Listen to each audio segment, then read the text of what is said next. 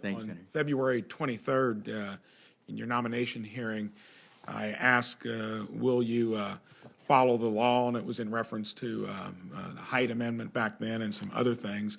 Recently, you were testifying at a House committee, and the subject of partial birth abortions came up. And I think there was some confusion as to whether there was a law on the books or not, and I assume that you know, of course, now know there is. I think what I'm interested in is not so much what you're going to do to enforce existing law, what you might be proposing or pushing when it comes to, you know, the issue of abortion, sanctity of life. So is there any interest in your office of pushing or trying to get legislation out there that would overturn the ban on partial birth abortions?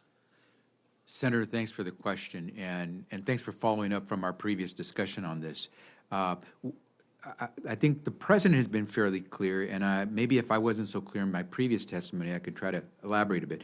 We're going to do what the law permits us to do. We're going to follow the law. This is a subject that obviously people differ on. These issues usually are premised on very deeply held beliefs. But what I can tell you is that if I'm doing my job, I'm following the law. And right now, Roe v. Wade is the law of the land. We're going to do everything we can to protect a woman's reproductive rights, to have health care. We want everyone to have access equitably to health care.